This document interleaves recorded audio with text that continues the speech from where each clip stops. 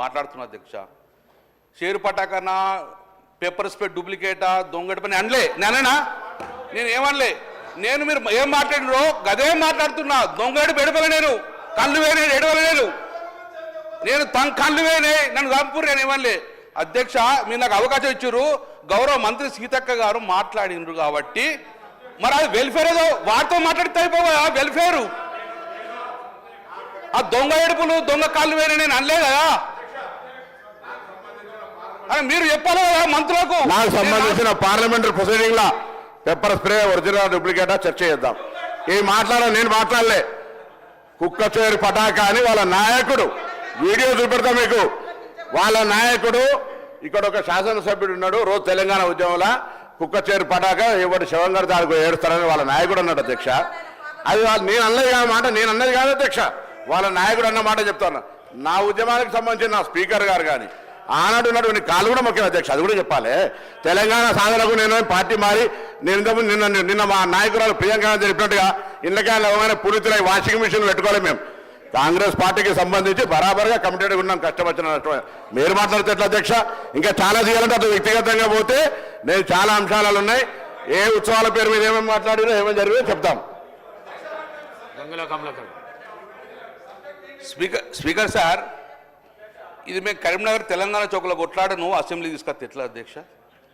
మేము కరీంనగర్లో ఎందుకు ఓడిపోయిన పారిపోయిన వర్డ్స్ అంటాను. ఇప్పుడు అన్నా ఆ వర్డ్ అంటానా?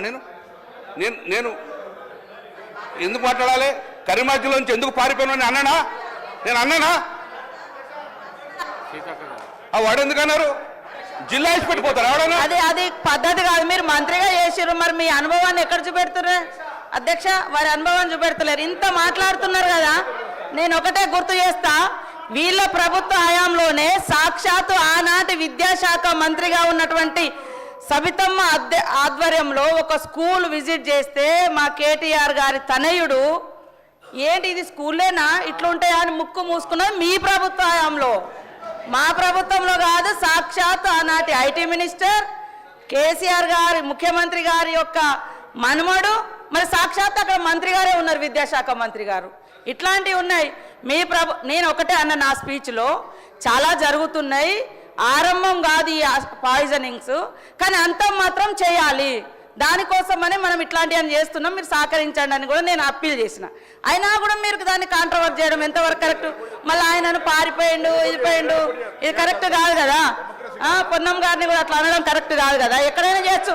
అరే అది ఎక్కడ ఎందుకో, మరి మీ కేసీఆర్ గారు ఎక్కడ పోయిండు, మీ కేటీఆర్ గారు ఎక్కడ పోయిండు, హరీష్ రావు గారు ఎక్కడికి పోయారు, ఎడబై పోటీ చేసిర్రు. అది ఫస్ట్ మీరే చేసిర్రు కదా మీ పార్టీ నుంచి.